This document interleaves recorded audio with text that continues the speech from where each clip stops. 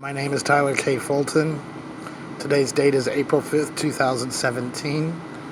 I am recording this from Charleston, Missouri. The purpose of this video is to try and tell my side of the story. I moved to Mounds, Illinois in 2010. At some point, I'm not exactly sure when, I got a citation, and it just kind of snowballed from there. Different citations, different areas, different states, different times. I don't even know. So it ended up in the suspension of my driver's license. I went to the Illinois Secretary of State in Cairo, Illinois, at that driver facility multiple times, and was told every time that I needed to talk to Missouri because Missouri had a hold on my license. So then I would go to the Missouri Department of Revenue in Cape Girardeau, Missouri, and also in Poplar Bluff, Missouri, and they tell me they had no such hold and that I needed to clear it with Illinois. So this got bounced back and forth time and time again. In the meantime, I lived in Mounds, Illinois, where there was no source of public transportation. I paid people to give me rides. I traded work for rides. I had family and friends give me rides. I did everything I could to avoid driving, but sometimes I had to drive. And those times I would end up getting in trouble. So I don't know how many driving on suspensions. I don't even know what's going on. But I've resolved everything in the state of Missouri. I thought North Carolina was resolved, and I thought Illinois was resolved.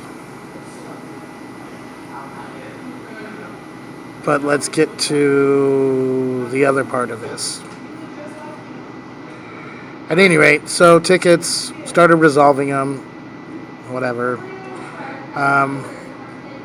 Then one day there was an incident with my dog. And the chief of police decided my dog needed to die. I refused to allow the chief of police to kill my dog.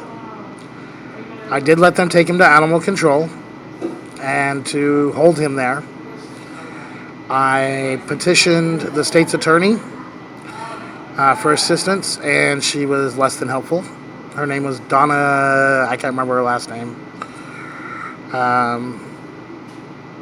Then I spoke with a friend of mine, Carl Riley. He put me in touch with Mayor Butler. Mayor Butler and I came to an agreement about my dog. I was going to remove him from the city of Mounds until the city council could meet and decide whether or not he would be allowed back in town. The chief of police at the time, Lloyd Bosecker, was very upset about the fact that I got my dog back, that he wasn't able to kill it, and he began harassing me at that point. And we dealt with a minor level of harassment time and time again for months or years. Then came the day that my daughter decided to run away. I was very concerned, so I advised my wife to call the police. The police came. We went to where I thought my daughter was. We found her. She went to the police station with the police officer. I went home with another police officer.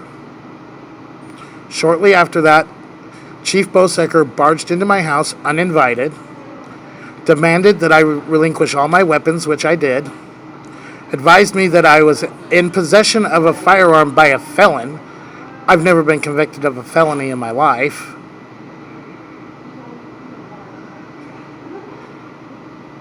Then he proceeded to tell me that he would see me dead or in prison before he was done with me.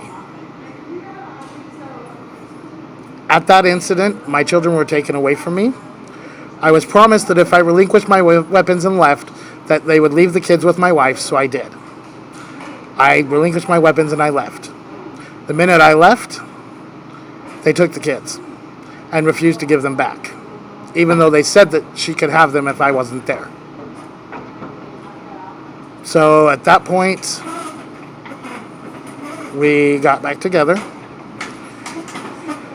and I did go over and contact the person that had my kids, and I gave her money and clothing for my kids, and that was a crime apparently, because 3 days after I did it, I was surrounded by the most of the entire Mounds police force with their guns drawn to hand me a citation telling me that I was breaking the law by providing for my children. I complied with every investigation. I complied with every legal complaint. I complied with everything.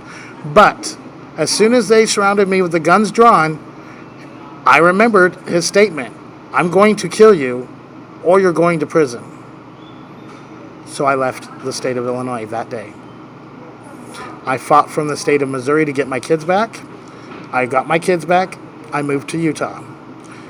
In Utah, I gained a position with an insurance company, selling insurance, where I went through an extensive background check, and nothing came up.